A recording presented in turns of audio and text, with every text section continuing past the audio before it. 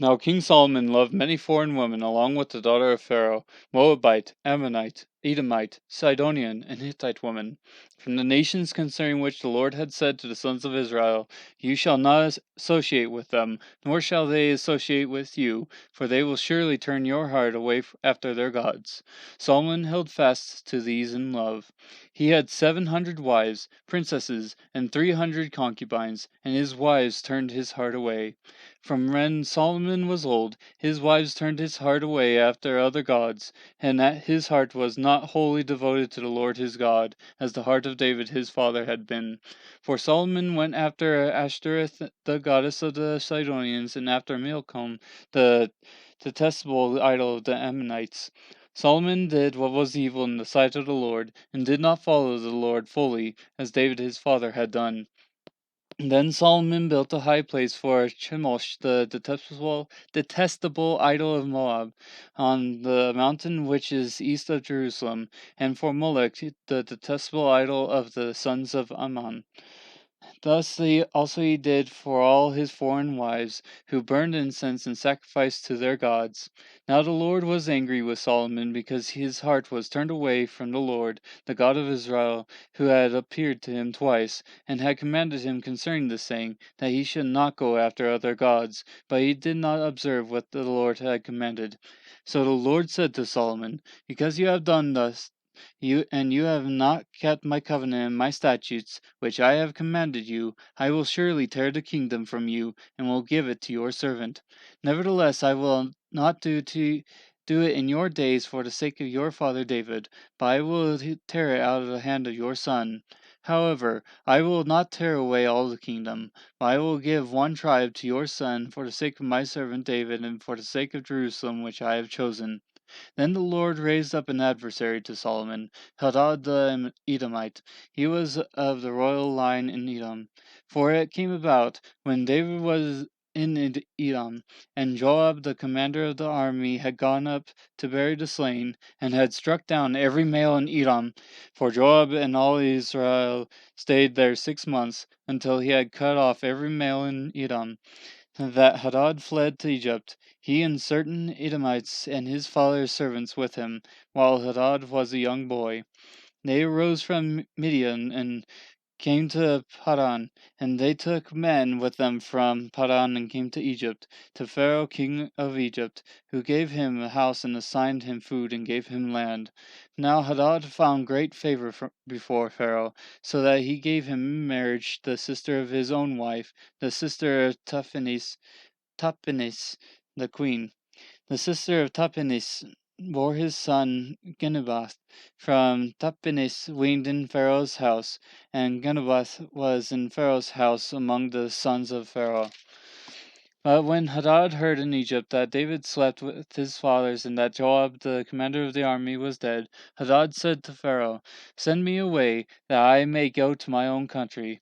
Then Pharaoh said to him, But what have you lacked with me, that behold, you are seeking to go to your own country? And he answered, Nothing. Nevertheless, you must surely let me go. God also raised up another adversary to him, Rezon the son of Eliada, who had fled from his lord Hadadezer, king of Zobah. He gathered the men to himself and became leader of a marauding band. After David slew them of Zobah, and they went to Damascus and stayed there, and reigned in Damascus. So he was an adversary to Israel all the days of Solomon, along with the evil that Hadad did, and he abhorred Israel and reigned over Aram. Then Jeroboam the son of Nebat, an Ephraimite of Zerah, Solomon's servant, whose mother's name was Zeruiah, a widow, also rebelled against the king. Now this was the reason why he rebelled against the king. Solomon built the middle, and closed up the breach of the city of his father David. Now the man Jeroboam was a valiant warrior, and when Solomon saw that the young man was industrious, he appointed him over all the forced labor of the house of Joseph. It came about at that time, when Jeroboam went out of Jerusalem, that the prophet Ahijah the Shilonite found him on the road. Now Ahijah had clothed himself with a new cloak, and both of them were alone in the field. Then Ahijah took hold of the new cloak which was on him, and tore it into 12 pieces. He said to Jeroboam, Take for yourself 10 pieces, for thus says the Lord, the God of Israel, Behold, I will tear the kingdom out of the hand of his Solomon, and give you 10 tribes. But he will have one tribe, for the sake of my servant David, and for the sake of Jerusalem, the city which I have chosen from all the tribes of Israel. Because they have forsaken me, and have worshipped Ashtoreth, the goddess of the Sidonians, Chemosh, the god of Moab, and Milcom, the god of the sons of Ammon. And they have not walked in my ways, doing what is right in my sight, and observing my statutes and my ordinances, as his father David did.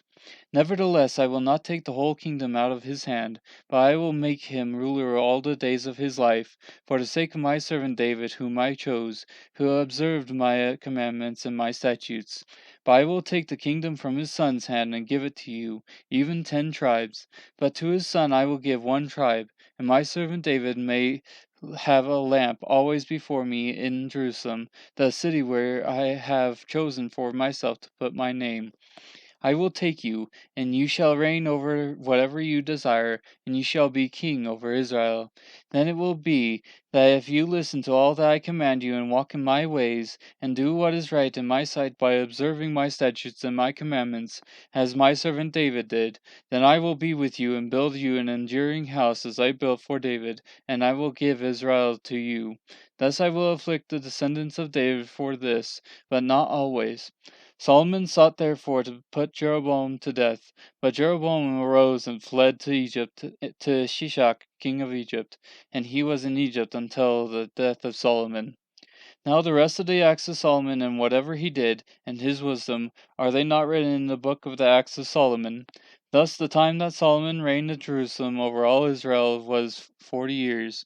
And Solomon slept with his fathers, and was buried in the city of his father David, and his son Rehoboam reigned in his place.